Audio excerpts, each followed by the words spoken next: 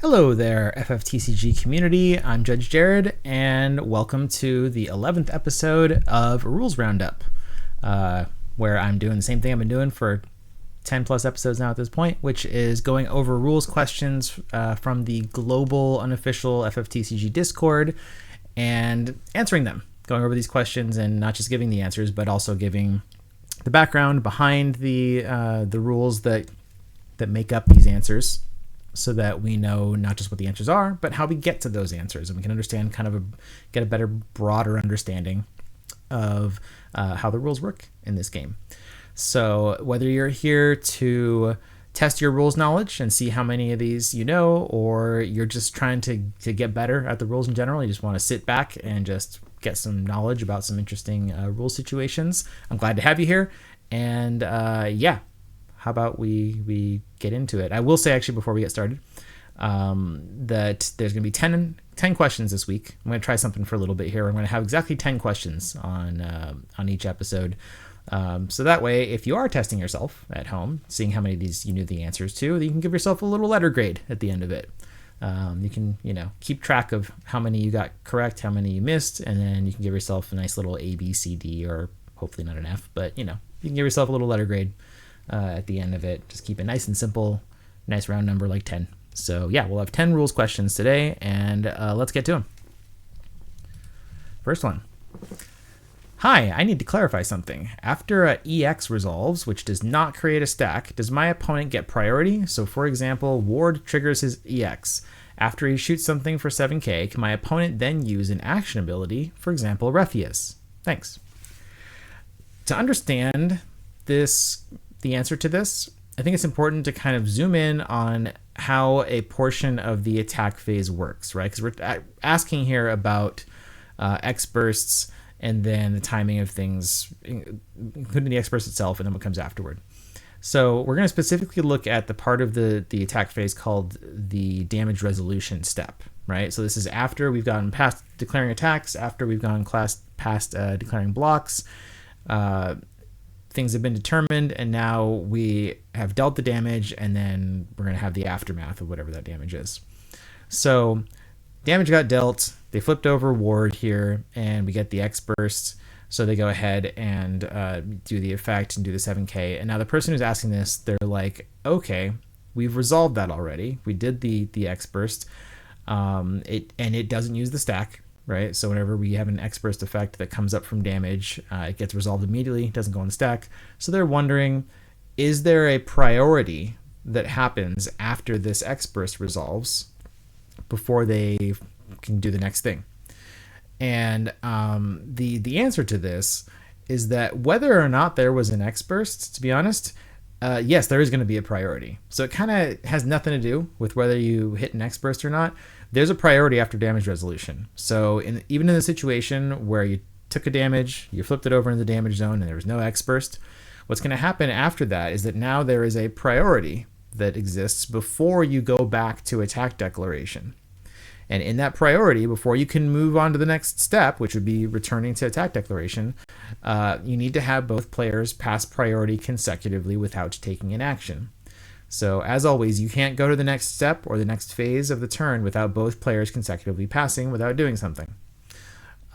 So because of that, that means after you have damage resolution, there's that priority, and they can do Refia, for example. So even though they weren't able to respond to Ward because it doesn't use the stack, they weren't able to be like, oh, let me do this before Ward, breaks one of my guys. If we've already resolved Ward and they have a way to use Refia's action ability, they absolutely can do that before you go back. So just important to keep in mind that after damage happens, there is that priority window before somebody can declare the next attack. And it doesn't matter whether there's an X burst or not. Next up, we have, is warping paying the cost to cast? I.e., can I use Sid Kramer to warp Kyros?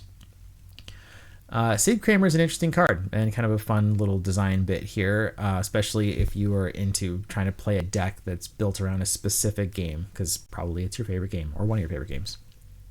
So he's got that ability here that says, while paying the cost to cast a Category 8 card, you can dull Sid Kramer to generate a CP of any element. So this is different than like Shinju with the soiree members, where Shinju just says soiree can be played in general with any CP. It's not that broad, it's not that cool. But Sid Kramer here at least says, you know what, I'll dull for whatever you need as long as you're playing an 8 character. Like I can provide the right CP for whatever 8 character you want for casting. Now, casting is the important part here, because it says the cost to cast a category 8 card. So they're asking in this question, is warping does that count as paying the cost to cast? And warp is a pretty complicated ability here. Luckily, we don't have to get into all the details of it, but I can tell you right away that warping in game terms is not considered casting. Even though it is an effect and multiple auto abilities that will usually result in that character entering the field, it's not considered casting in terms of any of the other rules or anything around that. So, for example, when a card warps in, it doesn't count as a cast for things like Atomos that are tracking how many casts you had that turn. Similarly, when you're paying to warp with Sid Kramer, or you're paying to warp, you can't use Sid Kramer to pay that ice cost because we're not casting heroes, we're warping heroes. So it's a cool effect. And we actually are getting a new one now. If you haven't seen already the spoiler, the Aparuru, which does the same exact thing as Sid Kramer, but for Final Fantasy XI characters. I like that effect. It's cool that we're getting it. But it does not work for warp, unfortunately. So these two are not quite matching up as well as you might think, even though they're both 8 characters. Next up, our question is, if I use Bahamut Special targeting Cecil, will I still have to pay the 2? My gut feeling is that I would, but I just wanted to make sure. So we got 2 things going up against each other here. The first one is Bahamut 16's special ability, Zeta Flare, which says to choose a forward, and that forward loses all its abilities until the end of the turn, and then break it. And of course, Cecil is, most people are probably familiar with him, but let's read it anyway. As the auto ability, when 1 or more characters you control are chosen by your opponent's summons or abilities, if your opponent doesn't pay 2, cancel these effects. So they're asking the question because they're thinking, well, wait a second, Zeta Flare, it removes the abilities, right? So if I use Zeta Flare, then I'm removing Cecil's abilities, which means that he doesn't trigger his auto ability, right? Or actually, I guess the person asking the question is assuming it doesn't do this, but they're double checking. They're saying, hey, does it? Does it remove his abilities? And the thing to keep in mind here is that when you're putting an effect on the stack, doesn't matter if it's an auto, if it's a action ability, a special ability, or a summon, anything that's going on the stack, or any effect for that matter, when it's being put on the stack, there are very few things that get done when it's being put on the stack. Like, basically none of the effect is ever happening.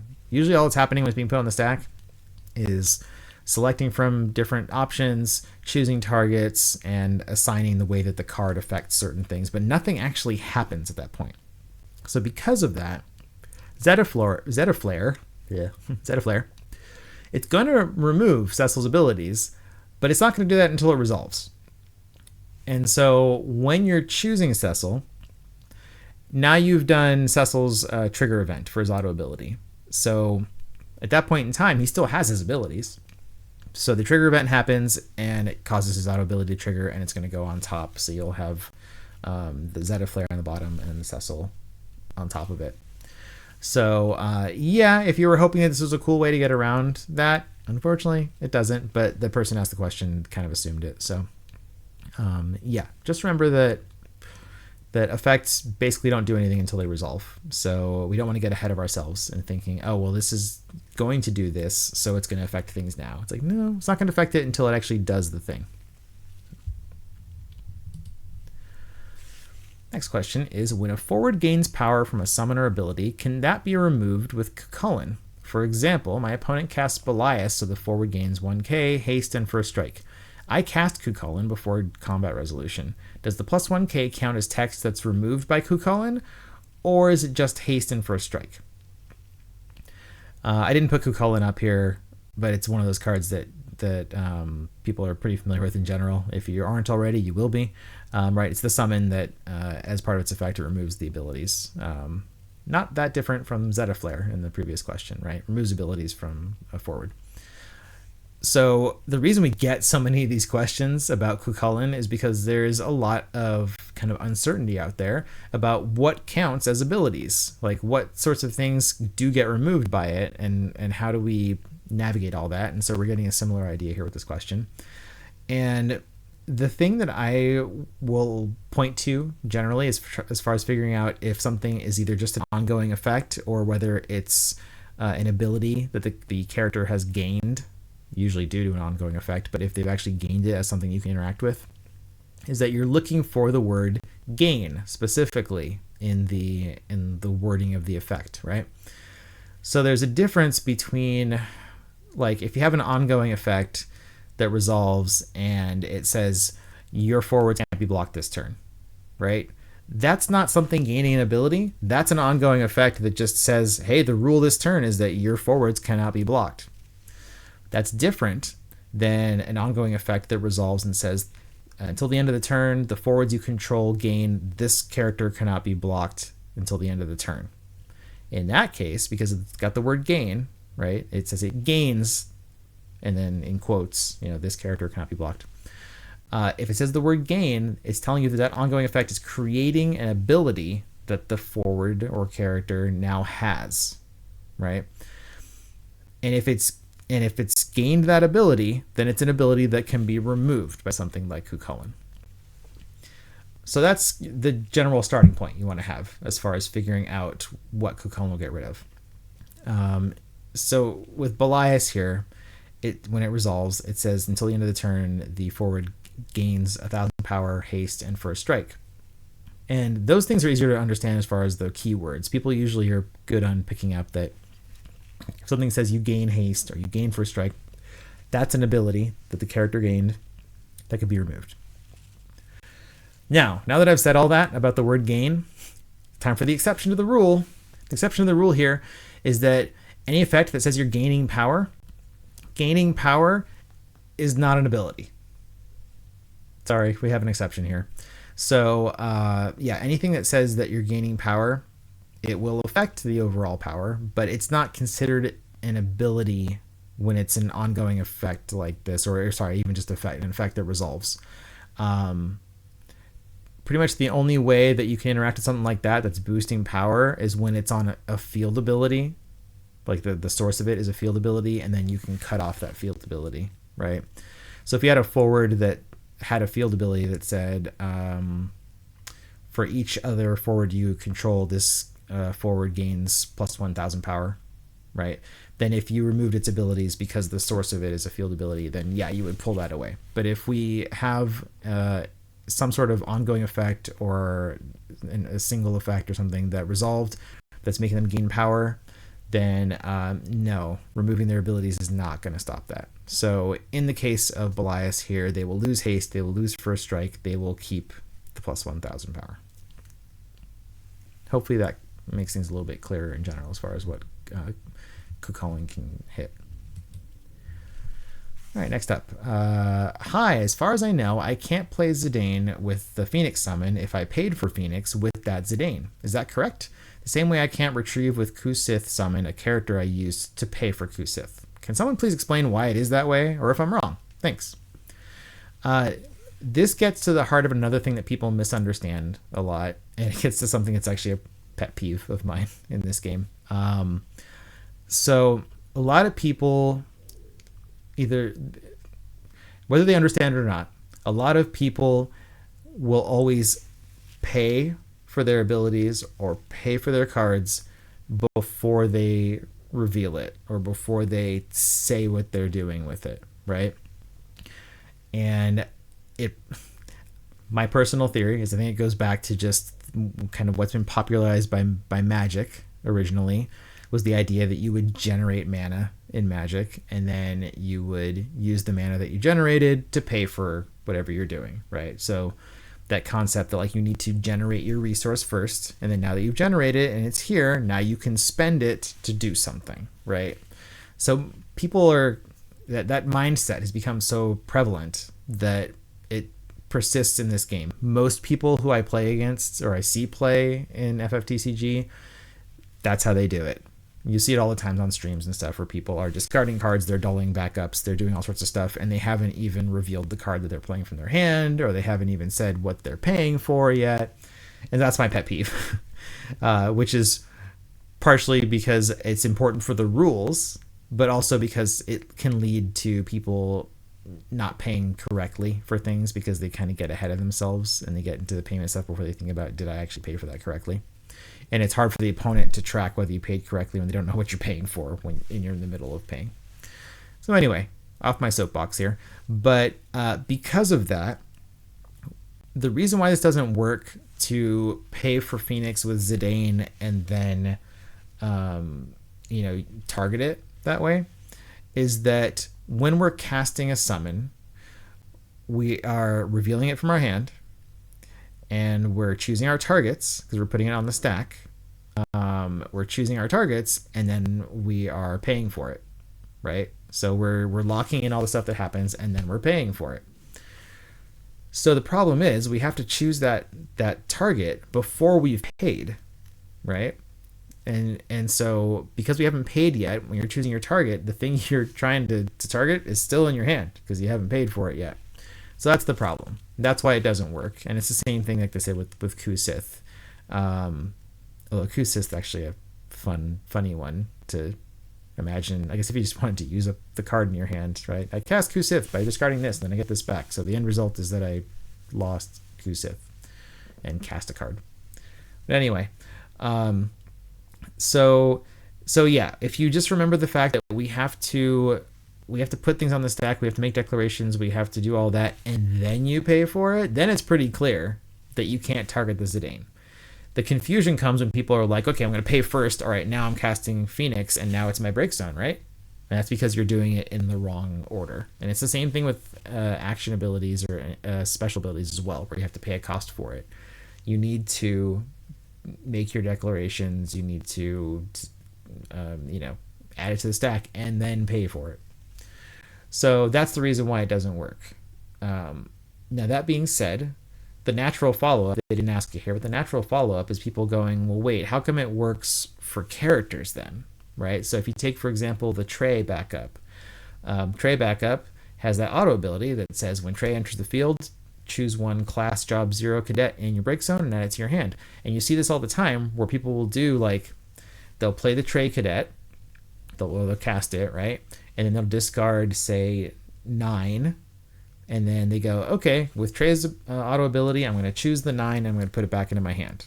You're like, well, wait. Why can you do that, but you can't do it with a summon? And the difference here is that auto ability on Trey doesn't trigger until he's entering the field. And he doesn't enter the field until after we've finished casting him. So the order of events there is you say, I'm casting Trey. All right, I'm going to dull this back up. I'm going to discard 9.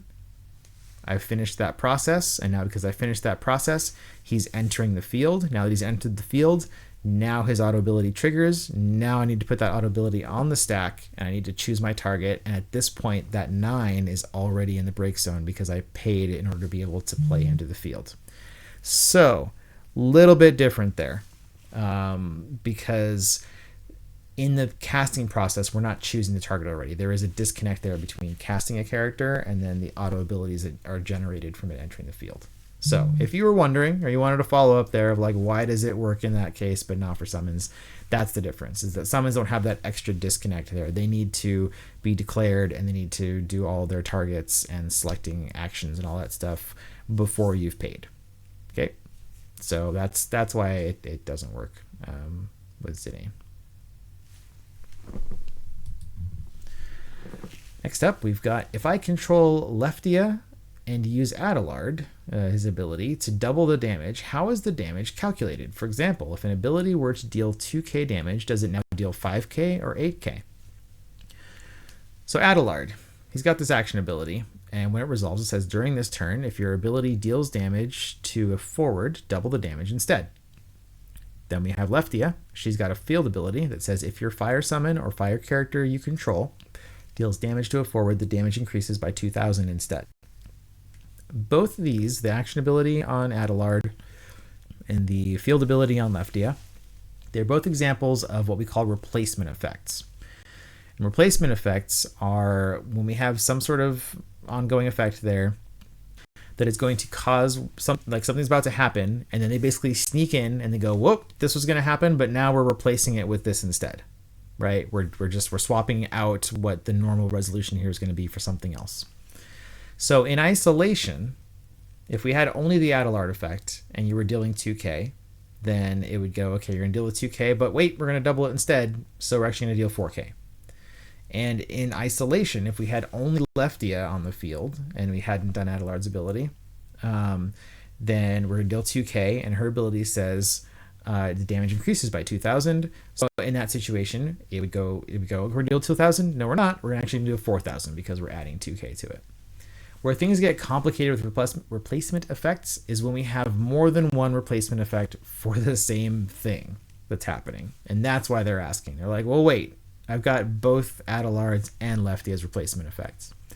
So here's the general rule that I want you to remember. When you have multiple replacement effects for the same thing, right?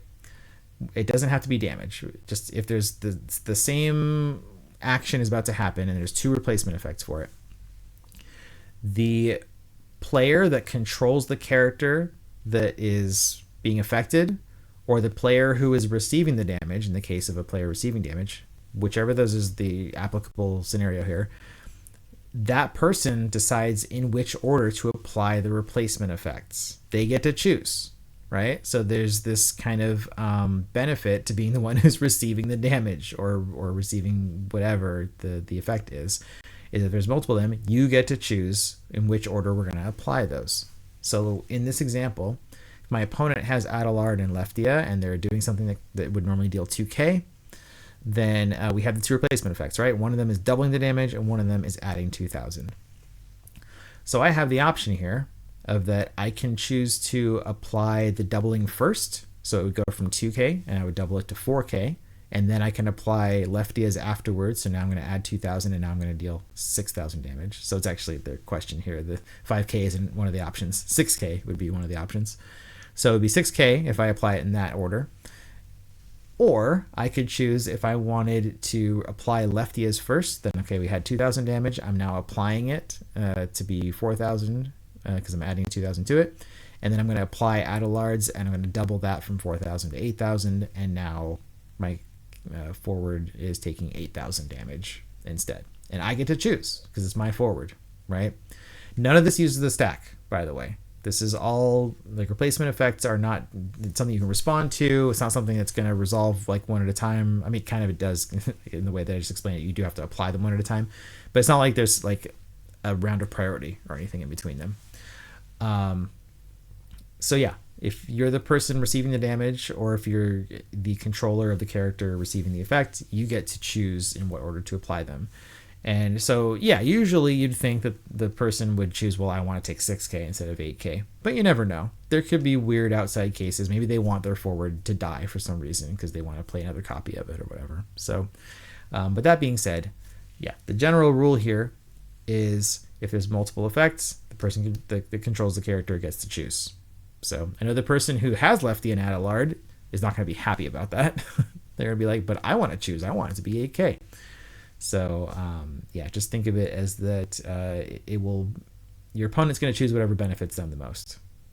And that's how you get resolving multiple replacement effects. Next up, we have, I have Kimahri and Auron in play. Opponent wants to play Odin. Because Kimahri states he has to be chosen, doesn't state if possible, does it fizzle or can they select Auron? I don't know if the if possible wording came in after Opus 7. What's hilarious is that I had this question basically with these same exact two cards way back in the first episode of Rules Roundup. So if you haven't watched it, you can also go back to episode 1 and get the answer to this question. If you did watch it, then you already know the answer, unless you forgot it. And if you forgot it, we're about to go over it again. Quick correction here is that the question does say Kimahri states he has to be chosen. Kimahri's abilities do not state that he has to be chosen. Let's read them really quickly here. The first one says, the job guardian other than Kimahri you control cannot be chosen by your opponent's abilities. The next one says the category 10 characters other than Kimahri you control cannot be chosen by your opponent's summons.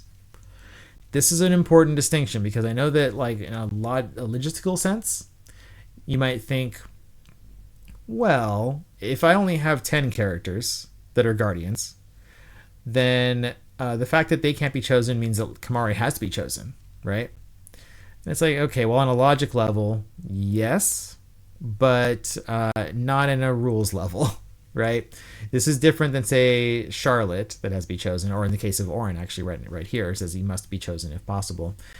So this isn't saying you have to choose Kimahri, right? Because if you did something for one of your characters with the opponent of Kimahri and Auron here, if they did something that chooses any forward, they can still choose one of their own forwards. They don't have to choose Kimahri, right? But if when they have Auron, if it's something that can choose any forward, they do have to choose Auron. So there's a difference between a card that says must be chosen if possible and one that says other stuff can't be chosen. So let's just make sure we're clear about that. But then, Auron, as I've been saying, he has this field ability that says that summons and abilities of your opponent must choose Auron if possible. So the question here is, like, how do we deal with this? And the simple solution is that Auron says if possible, right? Must be chosen if possible. And because Kimahri has now made it not possible to choose Auron, it means that you don't have to choose Auron. So I guess, like, for example, if they cast that Belias from earlier, they can just choose any forward. The fact that you have Kimahri and Auron out means that now that Belias can't choose Auron, right? And because they can't choose Auron, they're not required to choose him, and so now they can choose their own forward. They're not forced to choose him with that. And they don't have to choose Kimahri because Kimahri is not forcing you to choose him in that way.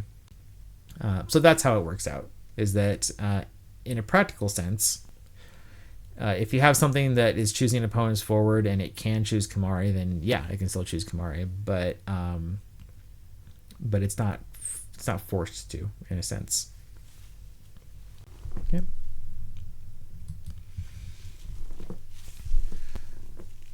I play Rufus. If I choose the last option, is that a valid choice? It's technically possible to target Charlotte by choosing the first option instead. Am I forced to? Does the answer change if the list of options from a summon or an action ability instead of an auto? What if I choose 2 effects out of 3 and both can target Charlotte? Am I forced to target Charlotte with both or just one? So, this question is like 5 questions in one, right? This is just like bam, bam, bam, bam. Like all the follow-ups are in there. So I'm going to try to cover all of these different iterations of it. But let's go over what's going on here. Charlotte... This is very similar to our Auron question because Charlotte has that same ability, that field ability that Auron has, which is summons and abilities of your opponent must choose Charlotte if possible. So in this situation, we're talking about Charlotte on one side and Rufus on the other side, right? They're opposing each other. Charlotte has to be chosen. Now, Rufus has the auto ability that selects from multiple actions, right? The choices are to choose a forward and dull and freeze it, to choose a member of the Turks in your break zone and add it to your hand, or to make your opponent discard a card. So the person asking the question is wondering, because Charlotte says that the ability must choose her if possible, they're saying, wait, if it must choose her, does that mean that I'm locked in now? I have to choose the option that chooses Charlotte, right? Because this ability has to choose her? Is that what's happening? The answer is no. It's not forcing you to choose Charlotte. It's basically saying if there is a choice, like if the action was selected that chooses and it can choose Charlotte, it must choose her. But it's not forcing you to select a certain action in order to make sure that you choose her, right? So you can still choose the other or select the other options and you're all good there. So that answers that yes, it's a valid choice to select the one to make them discard. You're not forced to select the one where you have to dull freeze something. They say, does the answer change if the list of options is from a summon or an action ability? No. There's no difference in this scenario, whether it's from an action ability or summon or auto or what have you. In all scenarios, if there are multiple things to select from, then you're not locked into having to select one that's going to choose her if you don't want to. And then they say, what if I choose 2 effects out of 3 and both can target Charlotte? Am I forced to target Charlotte with both or just one? I'm going to give you an example of this, which is, let's say that Charlotte's on the field and we're casting Glacia Labelas, which has not seen play in a long time, but if you played back in the day, you saw a lot of this. So Glacia has this summon, and its effect says to select up to 2 of the 4 following actions. And 2 of those actions that are possible, one of them is to choose a forward and dull it, and one of them is to choose a forward and freeze it. So let's use this for the example of, do we have to choose Charlotte for multiple things? So if we chose the choose a forward and dull it, choose a forward and freeze it, in that scenario, yes, you would have to choose Charlotte for both of those actions, right? Because she is a legal target for both of those actions. They're 2 different things. Both of them choose a forward. There's no restriction on it, so it can choose her. They are required in that scenario to choose her. This is different than if we had something that said like choose 2 forwards and then do something. In that case, you just have to make sure that she's one of the ones chosen, and then you can choose whatever else you want with it. But here, because it's separate actions, she's a legal target for each of the separate actions. And so because of that, when you're resolving choosing the targets for each one, she's valid. You have to choose her for it. Right, next up, it says opposing field has an Opus 23 Sarah with 2 other 13 forwards. I attempt to cast Opus 12 Beatrix. Is there a window for me to activate Beatrix's action ability before rule processes move the Beatrix to the break zone from Sarah's field ability? All right, let's go over what's going on here with their what their text is. So Sarah has a field ability that when she's on the field, it just says the forwards opponent controls lose 2,000 power. There is more to it though. It says if you control 3 or more category 13 forwards, the forwards opponent control lose 5,000 power instead. So in the question here, the scenario they're asking, they're saying they control Sarah and 2 other 13 forwards. So because of that, she has a field ability that says the forwards opponent controls lose 5,000 power. Okay, so we just got that going on. There's just a blanket 5,000 power reduction on all the opponent's forwards. So what they want to do is they want to be able to cast Beatrix from their hand and then use her action ability, which makes it so the next knight you play is cheaper. So they want to cast her onto the field and then go, okay, well, she's gonna be reduced to 0, but before that, I want to activate her action ability. They're saying, can I do that? And this is another really interesting kind of nuanced rules thing here, which is rule processes. A lot of people are just not familiar with them. They don't know how they work. So let's just talk about rule processes as a concept, right? Rule processes is a bunch of things that the game is always, well, I shouldn't say always, frequently checking. Let's go with frequently. Yeah, not always, not constant, but frequently checking to make sure that that a certain set of stuff is being taken care of when it pops up. It's checking things like, has somebody taken 7 points of damage? Have they tried to draw a card from an empty deck? Has a forward received damage that is equal to or more than its power? And they're checking if a forward has 0 power, right? And the vast majority of the time, rule processes are being checked right as a player is about to gain priority, right? So like in that last moment before a player actually gets priority and can take an action, we check rule processes every time and make sure to go through that list. And if there's anything that needs to be resolved from that, we resolve it. Then we check the list one more time. And as long as nothing from that list has to be resolved, then the player actually gains priority. But we have to like get through this barrier of doing rule processes before somebody gains priority. So one of the things I listed there, that was not an exhaustive list, but one of the things I listed there was if a forward has 0 power. And then if it does, you have to put it into the break zone, right? So the player wants to play Beatrix, they want to use her action ability, but to use her action ability, they need to have priority. And in order to get to having priority, we have to go through rule processes first. So when you go along the way there, rule processes are going to check. They're going to see that she has 0 power, and then she's going to be put into the break zone. And then the player gets priority, but they can't use the action ability because she's no longer on the field.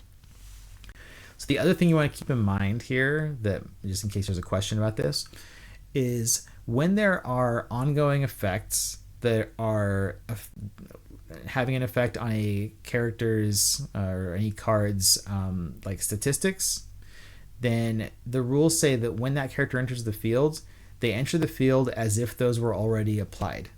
So I want to make it clear that Sarah does reduce by 5,000, but it doesn't use the stack or anything. So it's it's not like she gets reduced when we do rule processes. Like, so don't get stuck into the idea that like Beatrix enters as a 5k and then gets reduced to 0, right? That would be the kind of the wrong way to think about it. The way you want to think about it is that you cast Beatrix, she enters the field, and she enters the field at 0 power, right? She enters the field as if she's been 0 power the whole time, and then rule processes go, hey, you got 0 power, so off to the break zone with you. So it's not like there's this window between when she enters and when her power gets reduced and when that gets checked. Like there's not a window, and there's no spot for it. That being said, auto abilities would still trigger because the character still enters the field. So if it was a Lastwell instead, right, that was 5k, Lastwell would enter. His auto ability would trigger from entering. Rule processes would check. They'd see he's at 0 power. They'd put him into the break zone. And then his auto ability would get put onto the stack and choose his target and all that, right? So auto abilities, they still happen because the character is still entering the field. But an action ability, you need to have priority in order to activate it in the first place. And Beatrix is not going to survive through to the point where you have priority. So, so that's just kind of some education there for you on rule processes and how field abilities affect characters entering the field. And that brings us to our last question for today. So our last question is, if I use Amaterasu in response to Illua, does the opponent still dull backups and gain power?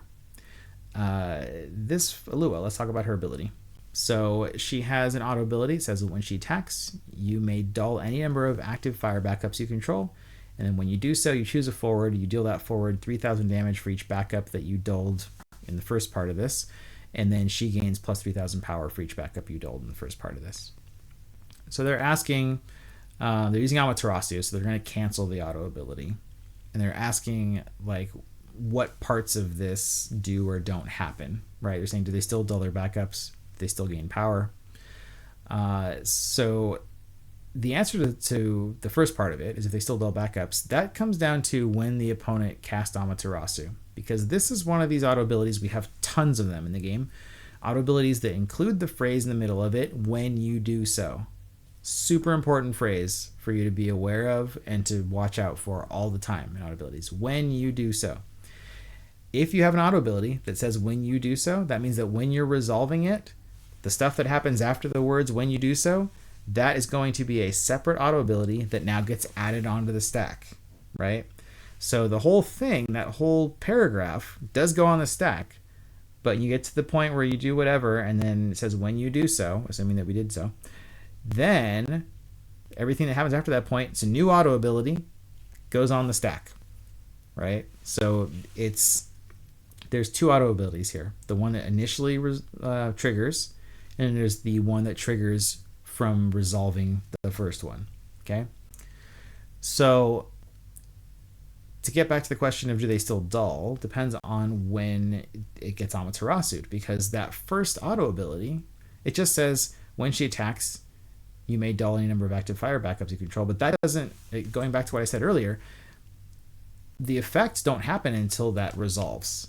So all that's going to happen is her trigger event happens, which is attacking, and this gets put on the stack, but there's no dulling happening yet, right? So it's put on the stack at that point. And when it resolves, then they're going to dull.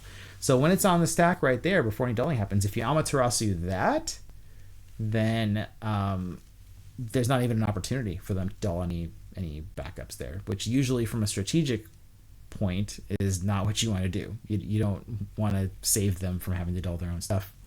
So what happens is when it resolves, it says you may dull any number of active fire backups you control. So at that point, they choose how many they want to dull. And then we hit the when you do so. So this resolved, the first part of this, they dulled a bunch, and then we added now a second auto ability onto the stack. And because it's on the stack, that can be Amaterasu'd. So if you Amaterasu that, what happens now is that because this didn't resolve yet, she's definitely not getting any power from it because you're going to cancel the auto ability. Also, you're going to deal her 8k, which probably is going to kill her, right? But she definitely, if she did survive through it, she's not going to gain any power because you canceled the auto ability, and the auto ability at this point was what was going to be giving her the 3k. But the backups are already going to be dulled because that was part of the first half of this, the first auto ability before we generated the second one. And so they've already committed those backups. That's why I said strategically it's usually better to wait until the when you do so happens. There are some cases and some auto abilities where it's not the best strategic thing. I don't want you to think that that's like a blanket, always wait for the when you do so. But in this case, you probably want to wait till they've committed to dulling the backups. So yeah, the ideal spot would be to Amaterasu the when you do so. That will make them still have dulled their backups, and then she takes the 8k damage. She's not going to get the plus 3,000, and yeah, that's how that's all going to work out. So like I said, that was the last question. That was our 10 questions. So hopefully you were tracking along the way how many of those you knew and how many you got, and I hope you got a good score. And if you didn't do as well as you liked, then I hope that now you have the knowledge to be able to do better in the future with those situations, and not just those specific questions, but anything that comes up like that, right? We talked about things broadly, like rule processes in general and field abilities in general and stuff. And so that's the whole point, right? Is to try to gain broader rules knowledge from these specific questions. So yeah, that brings us to the end of episode 11 here. And I'm glad that you're with me on this and watching. If you are enjoying what you're seeing, then I always love getting likes and subscribes and all that good stuff. You can always comment with questions that you have. If you have something you want me to see me tackle, if you have questions about what I said, if I flubbed somewhere and messed something up, then you can definitely mention that, and I will try to make sure to make a note of it or comment or something to be clear that I flubbed something. But I try to be as accurate as possible, but I do appreciate people making sure to keep me honest, because it doesn't help if I'm teaching things and I'm saying it incorrectly and kind of putting misinformation out there. But yeah, so I love getting those the feedback and interactions and all that stuff, and I appreciate you guys watching. If you want to reach out to me or just find me in various places, then you have me on YouTube here already, where I'm youtube.com/@JudgeJared. On Facebook, it's facebook.com/JudgeJared as well. And then Discord, my username is Judge Jared, if you want to send me a message there. I'll try to get back to you when I can. Can't always promise that I can do it right away. And then on Twitter, I am @JudgeJaredFFTCG. So you can find me there too if you want to ask any questions or anything. I think that covers about all that. So yeah, again, thank you for watching, and I appreciate you all being here. My name's Judge Jared, and until next time, court is adjourned.